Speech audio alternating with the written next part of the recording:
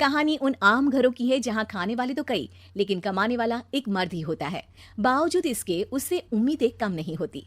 देखिए जी, सामने वाले वर्मा जी कैसी अच्छी तरह से सफाई करते हैं छुट्टी वाले दिन अपने घर की, और एक आप हैं। अरे यार, उनके पास कार है, ऑफिस पास में है और हफ्ते में 2 दिन की छुट्टी होती है, तो फर्क तो पड़ता है ना। मेरी तो शादी ही गलत हो गई। अरे कोई मस्त लड़का मिलता, कमाता भी, घुमाता भी, घर के कामों में भी मदद करता, लेकिन नहीं जी, हमारे वाले को तो कमाने से फुर्सत ही नहीं, और कमाई भी ऐसी कि कोई जरूरत पूरी ही नहीं हो रही है। सुनील बेचारा शीना को देखकर सोचता है कि शीना सही कह रही है। देखने में सुंदर है, घर का सारा काम कर लेती है, उसे तो कोई भी अच्छा लड़का मिल सकता था। क्या सोच रहे हैं? भागने का इरादा तो नहीं है? अरे नहीं मेरी प्यारी बीवी, मैं तो नहीं, पर डर है कि तुम नहीं कहीं भाग जाओ मुझे छोड़कर। शीला सुनील के मुंह से प्यार भरी बात सुनकर मुस्कुराती है। आप भी ना। सुनील एक दिन ऑफिस से घर आता है कि तभी शीना कहती है, सुनिए जी, वो मेरी सहेली आई थी, सारा दिन वो लोग यहीं थे, अब जा रही थी तो मैंने कहा नहीं नहीं, मेरे पति छोड़ आएंगे ना तुम्हें, तो रोक लिया मैंने। सुनील थोड़ी देर कुछ सोचता है, फिर कहता है, ठीक है, मैं कपड़े चेंज करके आता हूँ। अरे तेरे पति को तो लग रहा है कि अच्छा नहीं लगा।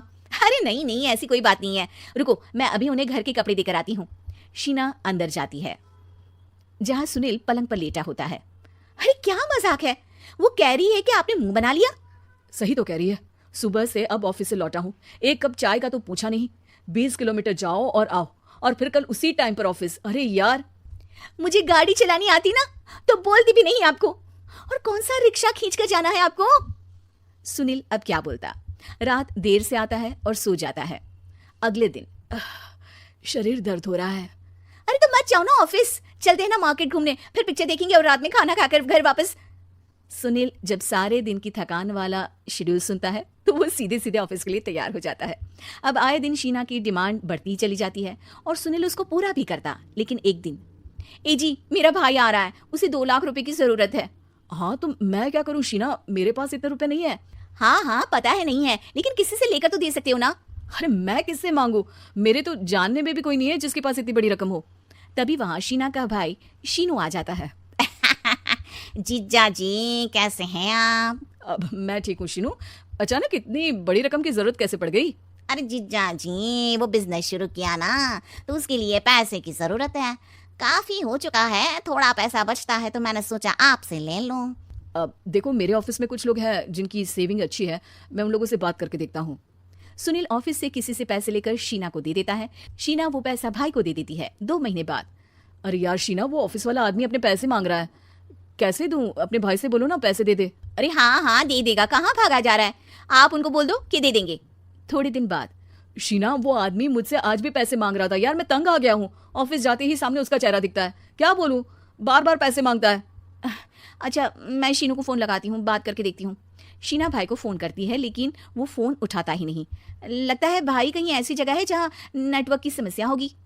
सुनील अगले दिन दोपहर को ही घर आ जाता है। उसका चेहरा उतरा और परेशान सा होता है। वो रोने लगता है। अरे क्या हुआ जी, आप इतना परेशान क्यों हैं? सब ठीक तो है ना?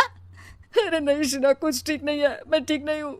तुम्हारे भाई के लिए मैंने जो पैसे लिए थे, उस आदमी ने आज भरे ऑफिस में सबके सामने मेरी बेइज्जती कर दी। सबके सामने आज मैं कर्जदार बनकर खड़ा था। मैंने हर वो प्रयास किया घर चलाने के लिए जो मैं कर सकता था, लेकिन अब नहीं होगा। वो फिर रोने लगता है।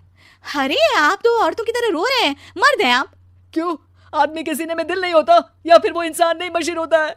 अरे मैं थक चुका हूँ शीना, तुम समझती क्यों नहीं? मैं भी शारीरिक और मानसिक रूप से थकता हूँ, मैं भी आराम करना चाहता हूँ, सुकून चाहता हूँ। मैं अब कुछ नहीं कर सकता। कुछ नहीं। वो बैठ जाता है। शीना पति को हैरान परेशान देखकर चुप हो जाती है।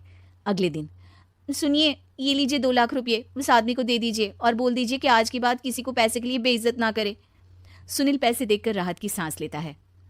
अरे शीना, तुमने तो मेरा बहुत बड़ा काम कर दिया, अब मैं शान से ऑफिस जा सकता हूँ। लेकिन ये पैसे आए कहाँ से? ये पैसे मैंने अपने गहनों को गिरवी रख कर लिया है। तुम ठीक रहो, निश्चिंत रहो, मैं बस यही चाहती हूँ। मुझे माफ करना, पर अब मैं समझ चुकी हूँ कि मर्द को भी दर्द होता है।